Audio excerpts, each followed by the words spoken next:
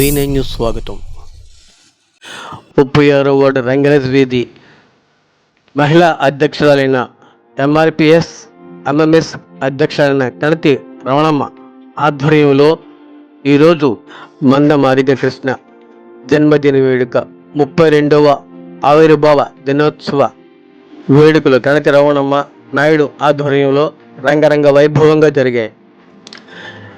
ఎంఆర్పిఎస్ రాష్ట్ర ప్రధాన కార్యదర్శి యాష్ మాదిగ జెండా పందం ఎగరేసి కేక్ కటింగ్ కూడా చేశారు.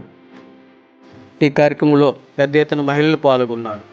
1994 జూలై 7న ప్రారంభమైన ఎంఆర్పిఎస్ ఉద్యమం రిజర్వేషను, వర్గీకరణ, బడుగు బలహీన వర్గాలకు న్యాయం జరిగింది. అందరికీ మెడికల్ రేషను అందేలాగా మాదిగ కృష్ణ ఎంతో కృషి చేశారని తెలియజేశారు. రాష్ట్ర కార్యదర్శి ఐఎస్ మాదిగ తెలియజేశారు. ప్రతి సంవత్సరం 36వ వార్డు రంగరాజ్ వీధిలో ఈ యొక్క ఎంఆర్పిఎస్ ఎంఎంఎస్ కార్యక్రమం చేయడం నాకు చాలా ఆనందంగా ఉందని కణతి రమణమ్మ నాయుడు తెలియజేశారు.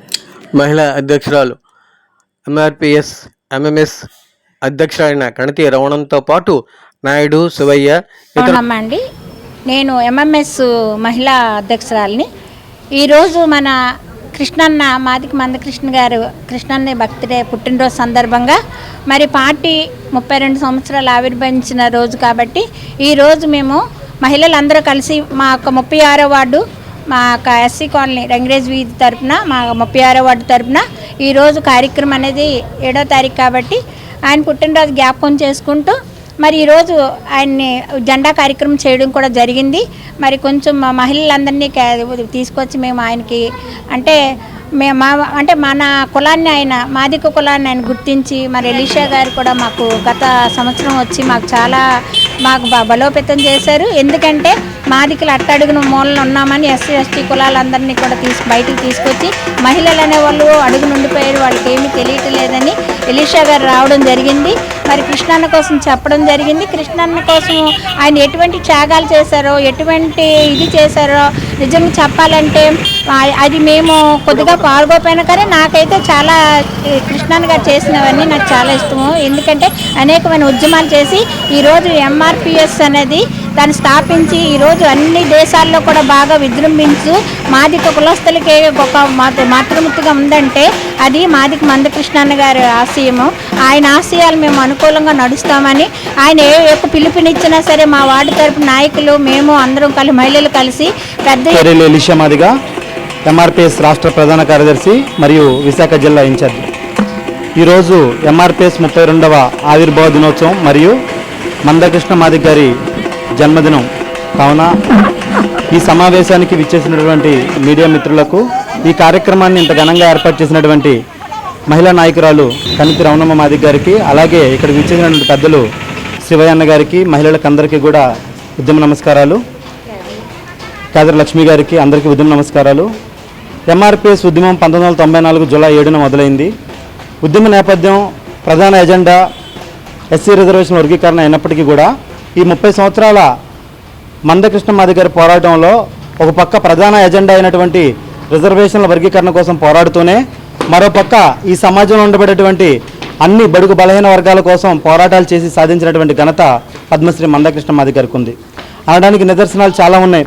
2004లో ఆయన చేసినటువంటి గుండె జబ్బుల పిల్లల ఉద్యమం పోరాటం ఫలితంగా ఈరోజు ఆంధ్రప్రదేశ్లో, తెలంగాణలో అందరికీ కూడా ఆరోగ్యశ్రీ వల్ల ఖరీదైన వైద్యం జరుగుతుంది.